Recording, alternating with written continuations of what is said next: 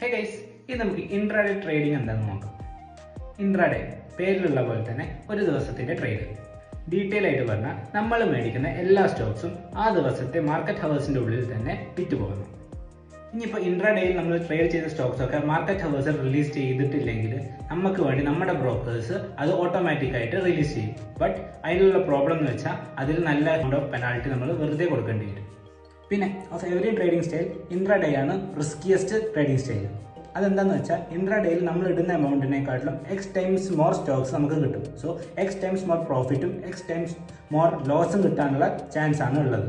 So വളരെ പെട്ടെന്ന് പൈസ പോകാനും വളരെ പെട്ടെന്ന് പൈസ കിട്ടാനുമുള്ള ട്രേഡിംഗ് സ്റ്റൈലാണ് ഇൻട്രാഡേ.